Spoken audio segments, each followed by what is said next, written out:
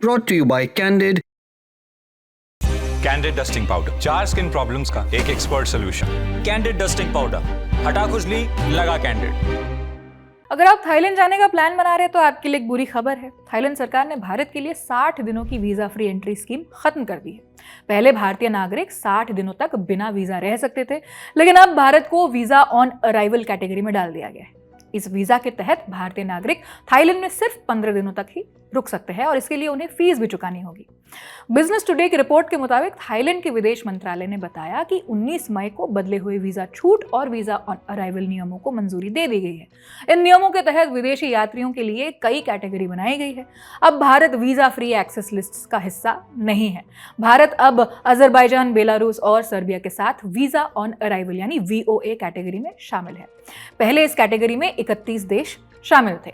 Thailand अब सिर्फ 54 देशों के नागरिकों को ही 30 दिनों की वीजा छूट देगी। इनमें America, Britain, Australia, Japan, Singapore और कई यूरोपीय देश शामिल हैं।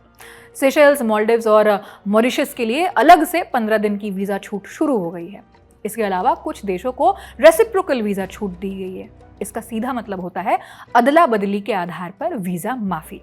आसान शब्दों में हम समझे तो जब दो देश आपस में ये समझौता करते हैं कि अगर आप हमारे नागरिकों को अपने देश में बिना वीजा के आने देंगे तो हम भी आपके नागरिकों को अपने देश में बिना वीजा के आने देंगे, तो इसे रेसिप्रोकल वीजा छूट कहते हैं। नया नियम जान लेते हैं अब हम। पहला है 90 दिन की रेसिप्रोकल वीजा छूट। इसमें अर्जेंटीना, पेरू, चिली, ब्राजील और दक्षिण कोरिया शामिल है। दूसरा है 30 दिन का रेसिप्रोकल वीजा छूट। इसमें चीन, हांगकांग, लाओस, रूस, मकाओ, तिमोर लेस्ते और कजाकिस्तान शामिल है। तीसरा है 14 दिनों की रेसिप्रोकल वीजा छूट। कंबोडिया और म्यांमार इसमें शामिल है और ये रूल सिर्फ हवाई यात्रा के लिए है, यानी इसका फायदा उठाने के लिए सिर्फ हवाई रास्ते का ही इस्तेमाल किया जा सकता है। अब सवाल ये है कि थाईलैंड वीजा नियमों को इतना सख्त क्यों कर रहा है?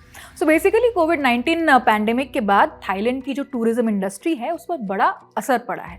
देश की जो GDP है उसमें टूरिज्म का 10% से ज़्यादा योगदान रहता है। इकोनॉमी को वापस पटरी पर लाने के लिए ज़्यादा से ज़्यादा पर्यटकों को आकर्षित करना ज़रूरी था। इसके लिए थाईलैंड सरकार ने नवंबर 2023 में कई देशों के लिए 30 दिन की वीज़ा फ्री एंट्री शुरुआत की थी। इनमें भारत भी शामिल था।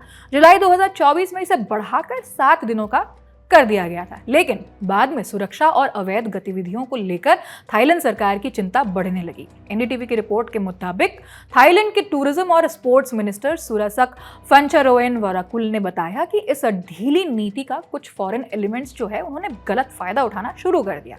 इसकी वजह से इस सुविधा को रद्द करने का फैसला लिया गया। रिपोर्ट के मुताबिक कई विदेशी नागरिकों को गिरफ्तार भी किया गया। इन पर नशीले पदार्थों से जुड़े अपराधों और सेक्स ट्रैफिकिंग से लेकर बिना सही परमिट के होटल और स्कूल चलाने तक के आरोप लगे थे। तो भारतीय नागरिकों को अब क्या करना होगा? आसान भाषा में समझते हैं। भारत को अब वापस वीजा ऑन अराइवल कैटेगरी में डाल दिया गया है। इसका सीधा मतलब है कि अब भारतीय नागरिक बिना किसी कागजी कार्रवाई या फीस के सीधे थाईलैंड में एंट्री नहीं कर सकते हैं। उन्हें थाईलैंड के एयरपोर्ट पर पहुंचकर पहले वीजा के लिए अप्लाई करना होगा और फीस चुकानी होगी, तभी उन्हें थाईलैंड में एंट्री मिलेगी। ट्रैवल मैगजीन CN ट्रैवलर के मुताबिक अब तक वीजा फ्री स्कीम के तहत भारतीय नागरिक थाईलैंड में 30 से 60 दिनों तक रुक सकते थे, लेकिन अब वीजा ऑन अराइवल कैटेगरी के बाद वे थाईलैंड में सिर्फ 15 दिनों तक ही रुक पाएंगे। पहले एंट्री पूरी तरह फ्री थी। अब थाईलैंड एयरपोर्ट पर हर व्यक्ति को 2000 थाई बात यानी करीब 6000 भारतीय रुपए की वीजा फीस चुकानी होगी। इस खबर में इतना ही। आपकी राय हमें कमेंट से बता सकते हैं। वीडियो इन्फॉर्मेशनल लगी हो तो लाइक और शेयर कर दीजिए। डी ललन टॉप को सब्सक्राइब नहीं किया हो अब तक तो वो भी कर दीजिए। मेरा नाम आकांक्षा गोगोई है, कैमरे के पीछे उदित है। इस खबर को लिखी है मेरे साथी अर्पित कटियार ने। आप देखते रहिए डी ललन टॉप। शुक्रिया।